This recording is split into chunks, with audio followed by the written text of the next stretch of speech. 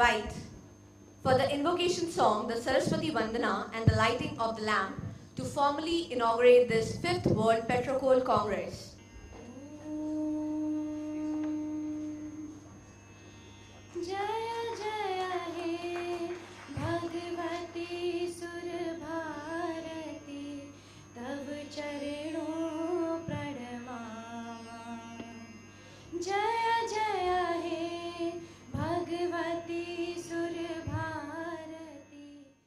A very good morning to all the delegates and a special welcome to our Honorable Minister, Shri Dharmendra Pradhan ji. Good morning, everyone.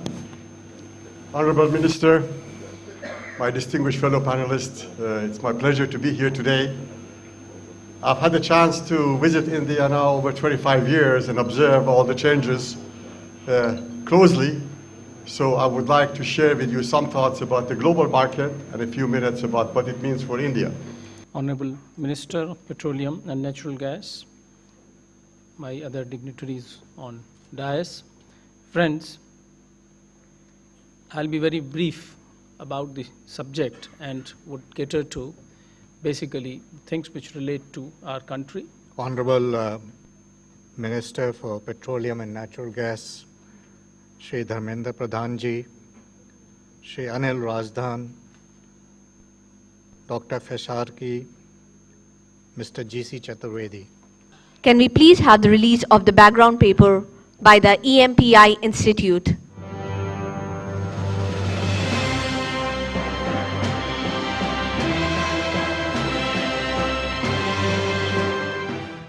Moving ahead, one of the most awaited sessions during the day, we head towards the award ceremony.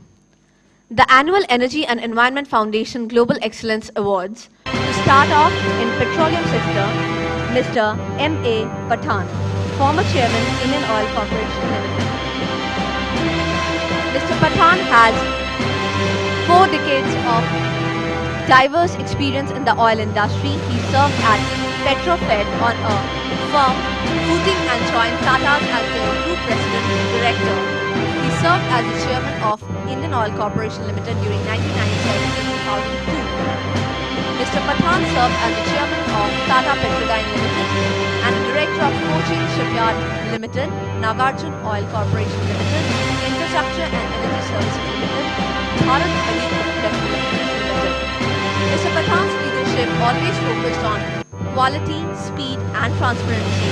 Next, in the petroleum sector, we have Ms. Nishi Vasudeva, Chairman and Managing Director, Hindustan Petroleum Corporation Limited. Ms. Nishi Vasudeva is Chairman and MD of Hindustan Petroleum Corporation Limited. She is the first woman to be appointed as Chairman and Managing Director of the Navratna PSU. She is also the Chairman of HPCL Joint Ventures Companies. Ms. Vasudeva represents the corporation in various important industry forums like the Committee for Development of Perspective Plan for Hydrocarbons. Moving ahead, Mr. Shri Kuldeep Chandra, former Executive Director, Oil and Natural Gas Corporation Limited. Mr. Kuldeep Chandra is former Executive Director, Oil and Natural Gas Corporation Limited, provided leadership for R&D teams for exploration and development of non-conventional hydrocarbon resources, coal, bed methane, gas hydrates and basin-centric gas. Mr. Chandra demonstrated excellence through a number of innovative ideas including 3D genetic basin modeling that added value to the company. Moving ahead to the coal sector, Shri S.K. Srivastava, former Secretary, Ministry of Coal, Government of India. Mr. Srivastava, former Secretary, is an IAS officer of 1978 batch. Before joining Ministry of Coal, Government of India as Secretary in June 2012, Mr. Srivastava was holding the post of Special Secretary in the Ministry of Mines, Government of India. And last but not the least, certainly, moving on to the gas sector, Professor Robert C. Armstrong, Director, MIT Energy Initiative.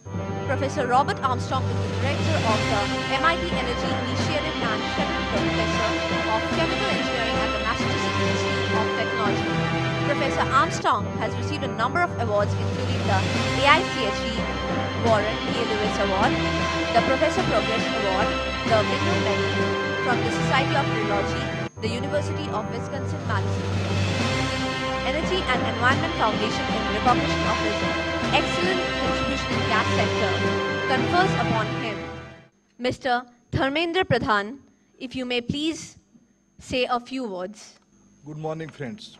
It is indeed a pleasure to be present amongst all of you at the 5th World PetroCoal India Energy Congress. The theme chosen for this Congress is very relevant and appropriate. Petroleum, coal and gas are the three most widely used fossil fuels globally, and together constitute over 80% of India's primary energy consumption. If I may please request for the mementos for our dignitaries on the dais. A huge round of applause for all our dignitaries joining us today. Honorable Union Minister, Petroleum and Natural Gas, Shri Dharmendra Pradhan ji, and dignitaries on dais, stalwart of petroleum and coal industry, experts from world over, and dear students. Thank you and enjoy this evening.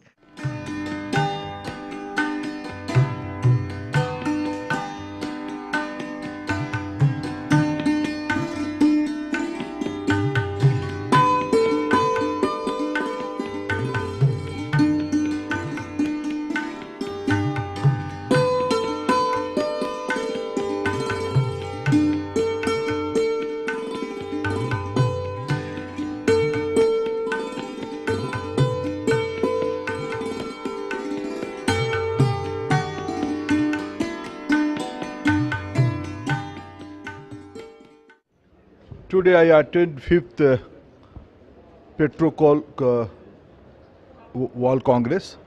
This is a good event. This is creating awareness within the country regarding the energy security. I wish this event should come up to the new heights and given all the new idea to the energy sector of this country.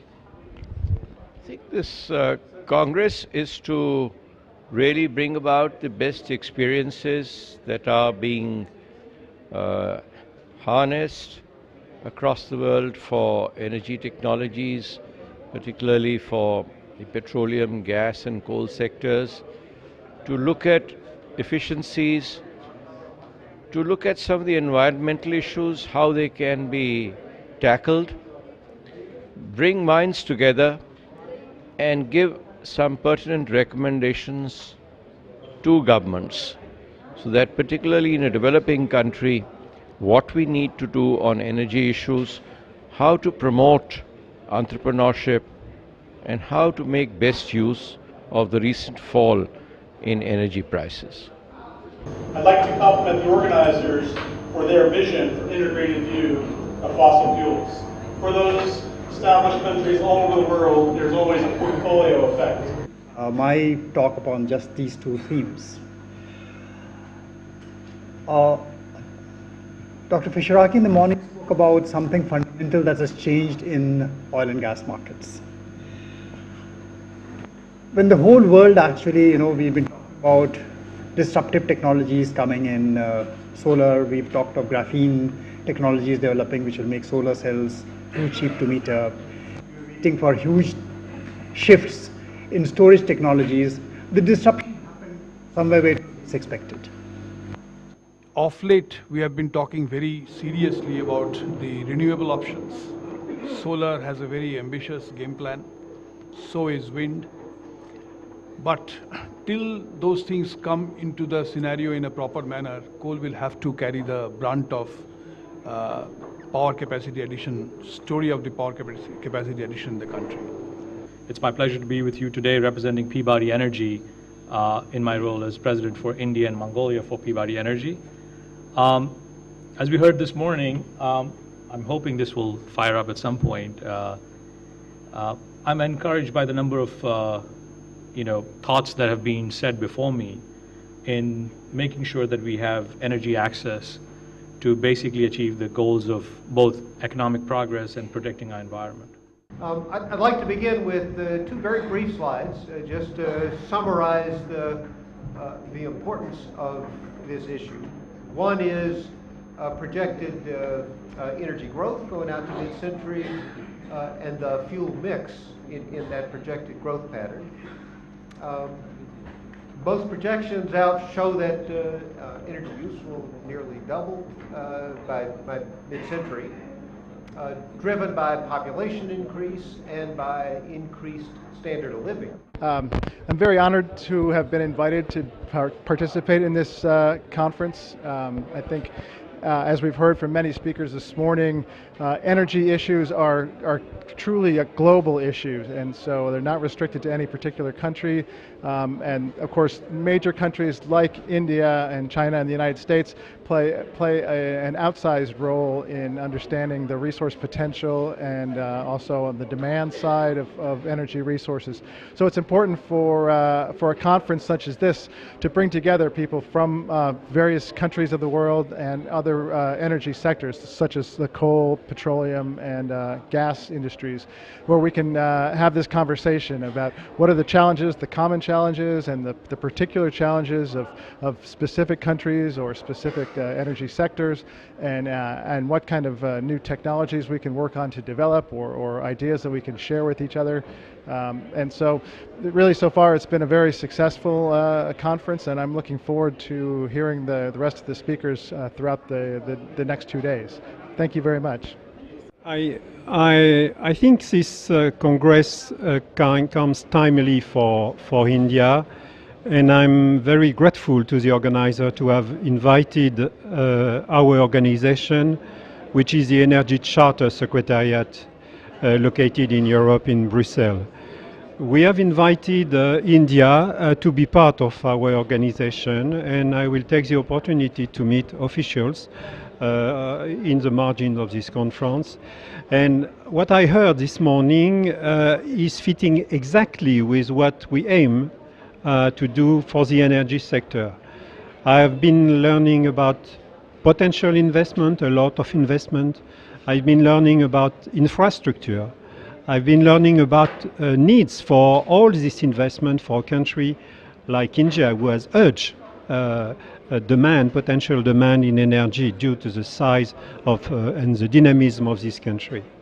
So it's timely because all these challenges are being faced by most of the countries, but in India, the magnitude of the situation in India is very important. This is the reason why I really encourage the government of India to consider to join our organization, which is an organization where we have now 65 countries, and we hope at the end of this year to have nearly 85 countries, including, of course, India, which is a major player in not only in the energy sector, but in the economic world. Thank you very much, and congratulations for the organizer of this perfect conference. Thank you.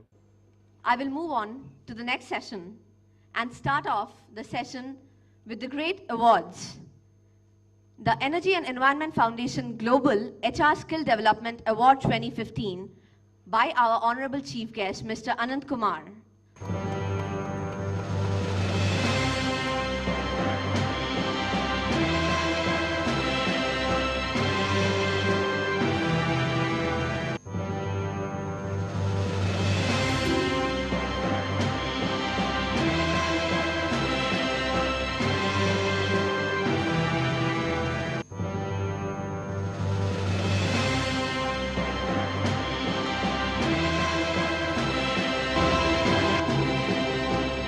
We have a very eminent panel here with us. Professor Thankeshwar Kumar, Mr. Sudeep Chandra, Dr. Balbir Kaur, Mr. Brian Elford, Mr. Hari Narayan, Mr. Anil Raghav, and of course the Honorable Minister Sri Anand Kumar. So the first thing to do maybe is tell you just a little bit about what is CAPSARC, what is the King Abdullah Petroleum Studies Research Center. It was founded about 3 years ago, and the idea is to build a world-class center that focuses on energy, economics, and the environment, and doing research into those categories. Today the topic is the skill development and the talent management in the PetroCoal sector. See, this is our main, the line. Line is the main Make in India. And this is where the skill development and talent development in the PetroCoal sector. The first thought that came to me after listening to all of you is that we need to energize the energy workforce in India. My dear friends, I am very happy to participate in today's this PetroCoal World Congress, 5th edition of it, 5th chapter of it, and I feel enlightened. I should get more educated, and if I can be a bridge between the PetroCoal Congress and Government of India, I should be, and therefore I came here. I hope you allow me to go to Bangalore after this speech. Thank you very much. It's a pleasure and an honor to be here at this conference. The morning session was a fascinating introduction to resources in India and how they fit in globally. Very interesting set of projections going forward, which showed just how important the Indian economy and its growth will be to the world's energy picture and to climate and environment as we go forward. Lots of great opportunities that have come up already in the conference, bringing together synergies among the different sectors in the oil, gas, and coal industries. And I look forward to talking later on in the conference about how some of the new technologies in these areas can also be an important part of making this a very exciting energy future here in India and in the rest of the world. So, very exciting conference so far, and I look forward to the rest of the conference. Thank you. Well, I think we had a very good discussion this morning on some of the opportunities and challenges in the PetroCoal Congress. And I think what it says to you is that I think there's a greater need for bringing all of these different sectors together. And I think that's one of the things that comes out very strongly, which is not there in most of the other conferences or workshops that you go to. So I think this is a good beginning. Well, it's a very important conference because the major sector of the energy is come from the petrol and the coal, and India has to do a lot. India is doing, but still India has achieved very lot because, and especially for the development of the coal and the hydrocarbon sector, the skill development is very important. And I think we, being a chancellor of the NIMS University, this university, I am having some talk tomorrow.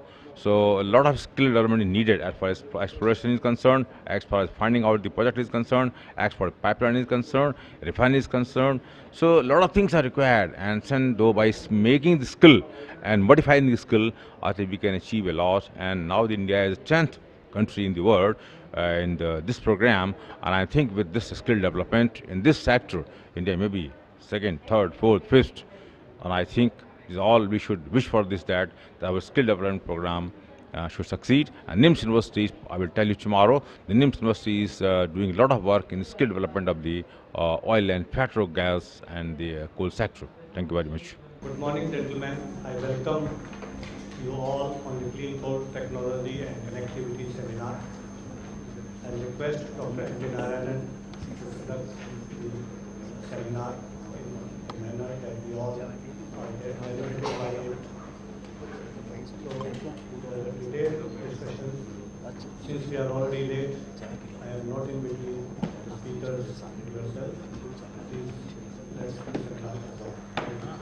I want to just make a few comments only, if I may be permitted, on this coal washery. Ever since coal mines were nationalized, we were listening to this subject, the need and the dire need, the imminent need, the immediate need of washing the coal. It is indeed a great opportunity for me to stand in front of you and bring out certain aspects of clean coal technology which is so relevant for our context, and particularly what's happening in the country and in what manner can we possibly extend this thought process of utilizing clean coal technology. Before I take on this coal connectivity, let me first try to connect to my young friends who are on this side and that belt on that side. It seems as if you are overstretching your mental faculties to understand what all things are going here. In my beginning days, in school days only, I was in morbid fear. I was always frightened of science. I wanted to get rid of science at the earliest possible opportunities. So all these people, Archimedes, Pythagoras, all these Mendeleev, Cavendish, Lavoisier, all of them were breathing very heavy on me. Gentlemen, I don't have any slide presentation as such. This is a good news. But bad news is the other one, that I have left gas sector 5 years back. So I will touch 3 key issues which are facing natural gas in India and that way world over also. I'll start by discussing briefly about coal. What are the externalities of coal, which today we are maybe forgetting to measure in the cost of coal? And then I'll move on to natural gas, because natural gas is the topic for today. Uncertainty, I think, is the only thing certain when it comes to fuel availability, especially in countries like India. So when we have such situations, it is very important that we look at technologies which are flexible in taking these fuels, any fuels which you want to use, and then make any product which is required. As India looks to further develop its petroleum and coal industries, conferences such as this are an important and needed aspect to ensure comprehensive and sustainable development of the industries in this area. I'm going to give a brief overview of the project that Celanese is developing with IOC here in India. But first I wanted to touch on a couple things related to coal gasification. And good afternoon, everyone. First and foremost, on behalf of GE Gasification and my colleagues Vijay, Prashant, and Shalai in the back, I appreciate for this opportunity for for GE to be here to share our humble thoughts and our observations of coal gasification technology in the whole world and probably China. Yeah, I think it's been a very valuable conference. I think it's it's an opportunity for a number of people to come together and talk about the intersection of petroleum, coal, and natural gas. So I think that's a very valuable kind of conversation to have, and a very distinguished group of delegates who have participated in it. I have been associated with this Congress from day one, and I'm very grateful to the organizers that they gave me the Global Excellence Award in the area of petroleum sector. It's a unique Congress where there are not conventional presentations of papers, but thought-provoking papers and ideas, and more of interactive discussions amongst the experts. And it does lay down, in the end, some broad guidelines for how the petroleum, coal and gas sector should move ahead in time. A lot of good guidelines have already been found out, and more will be found by tomorrow. So this platform becomes yet another platform to contribute to enhancement of efficiency of petroleum sector and making the sector competitive globally, because it is a world congress, and then contributing aspirations in people like you, young people, to be the energy commanders, security commanders of India. Thank you. Yeah, sure. I think the last 2 days had been very informative. Especially it touched upon many aspects of the coal industry and the petrochemical industry and also the petroleum product industry. So other than informative, it was a good platform to meet many distinguished personalities from this industry. And our presentation on coal gasification and the petcoke gasification had been very well accepted. And I think on and on it's a very good place to be in terms of energy and the chemicals industry. Thank you. Seems like it's going quite well. Unfortunately, I was not here yesterday, but today seems like a lot of interesting talks as well as a pretty good discussion as we just saw on the coal gasification session. I'm Jeffrey Ellis with the U.S. Geological Survey in Colorado, United States. And I'd like to thank the organizers of this meeting for inviting me to be here with you today and to speak to you about petroleum resources in the U.S. I think the story that I'm going to tell you is something that you're all probably broadly familiar with, but I'd like to give you kind of a uniquely American perspective on what's happened in terms of petroleum exploration and production in the United States, and particularly how unconventional petroleum has really impacted that, and it's been a big game changer in the U.S. and in fact now we're seeing impacts globally on energy resources. It's a pleasure to be here, and I have to thank Dr. Garg right over here of inviting me to come and share some of our experiences that we have gone through in the North American shale revolution and how we have taken that understanding and taken it to other parts of the world like Argentina, Mexico, Poland, Saudi Arabia, China, and Australia. Good afternoon, everybody. My name is Bruce Murphy. I'm the Industry and Science Counsellor at the Australian High Commission. Arrived about a month ago at the start of a 3-year posting, and my particular focus over the next 3 years is resources and energy issues. So I appreciate Dr. Garg's invitation to talk on the Australian experience in unconventional hydrocarbons. But you've done very well as an audience. You've put in some overtime here, so what I'm going to try and do as I go through is keep cutting away. I won't repeat any of the excellent presentations that have happened, including 2 that have specifically referred to the Australian example, so thank you. On this particular topic, I just slightly change my tone. Fossil fuels and environment is a challenge. What is the challenge? Of course, for India, we don't have enough fuels, crude oil, and environment is a challenge worldwide. We are going to discuss the subject for increased coal use for energy security in India and matching focus on clean coal. You may remember that sometimes back there was agreement between China and USA on the issue of emission.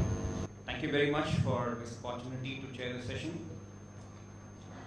In hydrocarbon and beyond, it looks as if it is limitless. It looks as if there is no bound to the level of activity that we all need to undertake in a country like India. And there can't be any better panel than this from a varied background to speak to us, to take questions from us, and to let us know as to, from their perspective, what is it that we wait for the next thing to happen. I would also like to add that when we were in school and college, that time we always used to listen to the story that whatever is left will last only for 25 years. So the story which we heard that time, and more than 3 decades have passed, but going by the present reserves, oil is going to be there for at least next 45 years with existing reserves and existing rate of consumption. And I find that every year that number goes up. So world is currently, it is overflowing with oil. And that is perhaps what we see during the last 6 to 8 months, why the prices have gone down. It is again overflowing of oil, plus with other factors. Sure, it's been a fantastic conference so far. As I said in my speech, conferences like this, as India looks to grow its energy diversity, conferences such as this are a necessary process to ensure that the development and the growth is done in such a way that it's meaningful and beneficial for the country and everybody. So it's been a very, very good, knowledgeable, informational process so far. I'm very, very excited and happy to have been invited to join. So it's a very good forum, having all the geoscientific community and the great personalities of this geoscientific world, and particularly the varied subjects were being covered in this particular Petro Congress, right from the exploration to the most advanced coal gasification aspects, and even the interaction of the personnel from ministry also very good sign, and they can take the message to our beloved Prime Minister Modi ji, and it's a very good forum for all these aspects. Very nice. Thank you. I think the Congress has done a pretty good job trying to create a synergy between like a petrol and coal. They are both fossil energies. And I think as India is progressing as one of the biggest booming country in the world, this is something, a critical issue we will have to manage as early as possible. You know, my dear friend, this conference actually tells me this is a forum which is the only forum where coal, petroleum and gas are discussed.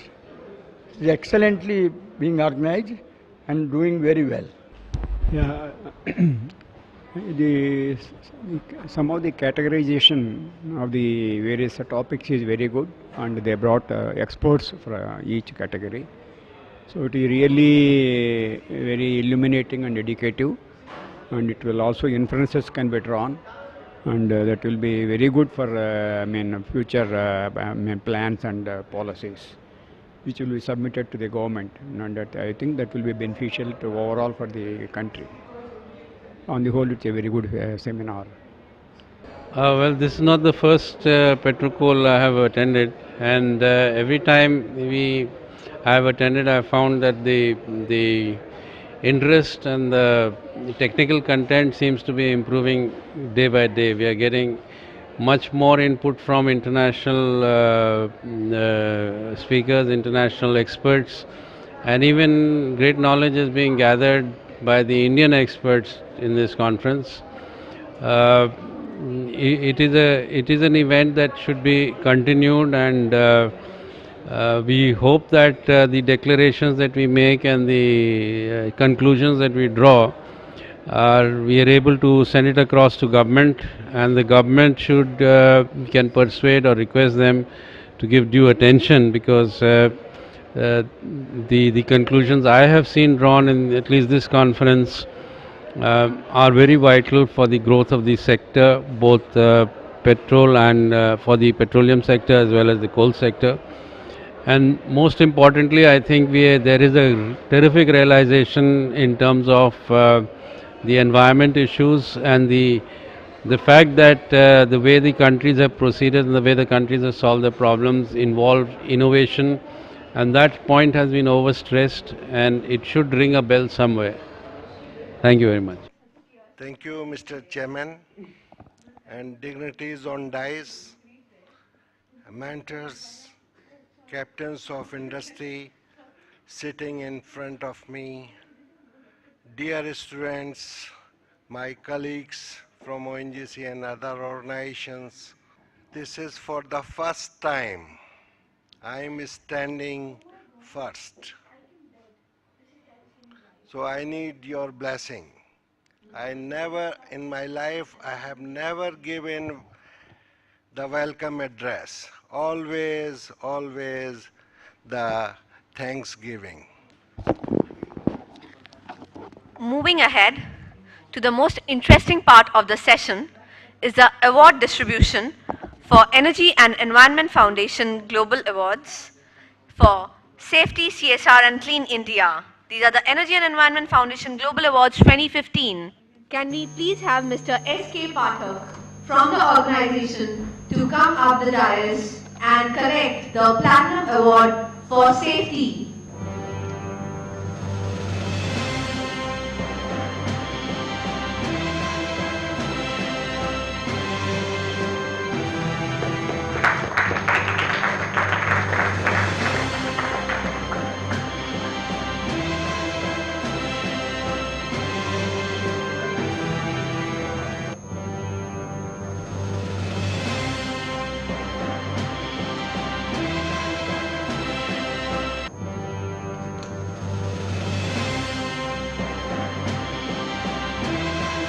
Congratulations. The second award for the day is the Gold Award, which goes to Well Stimulation Services Oil and Natural Gas Corporation Limited. May I please request Mr. S.P. Nanwal on behalf of the organization to come on the dais and collect the Gold Award for safety.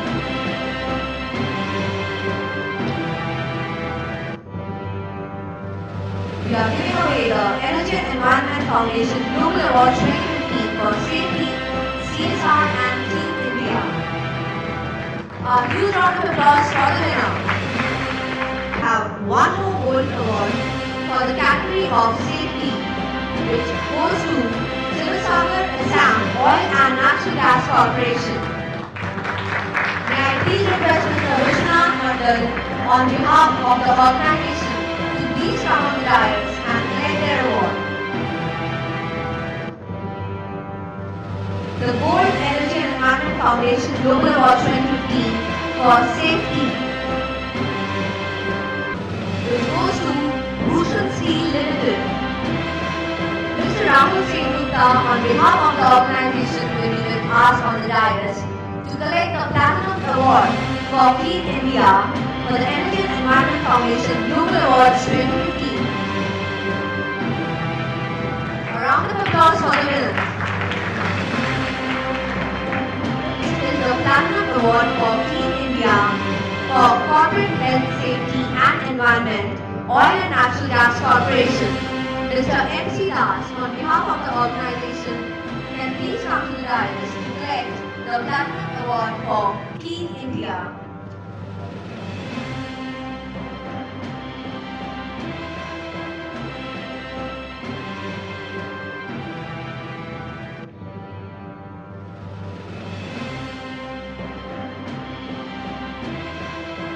Is the Platinum Award for the CSR category, which goes to PetroCoal Limited.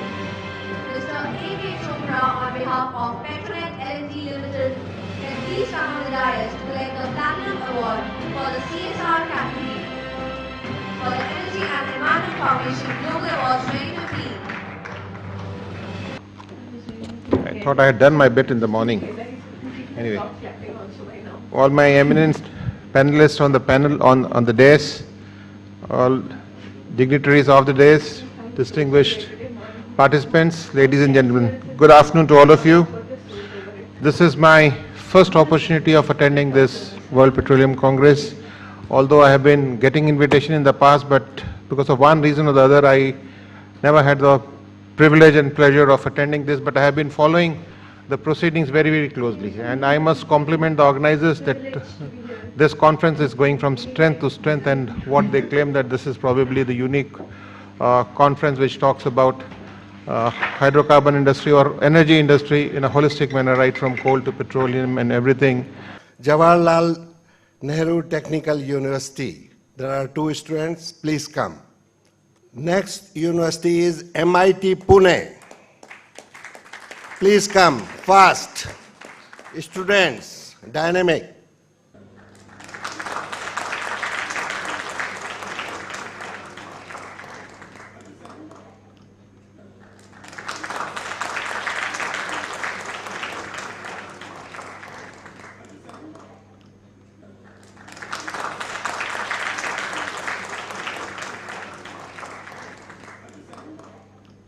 I have to thank Honorable Minister, Mr. Anand Kumar ji, and Mr. Dharmendra Pradhan for gracing this occasion and giving awards.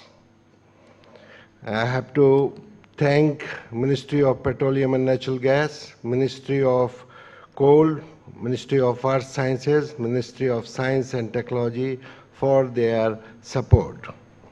So thank you very much, all the delegate dignitaries on dais, and we are not giving any memento to dignitaries on dais at this moment. Thank you very much. Come again once more. Thank you very much. Thank you.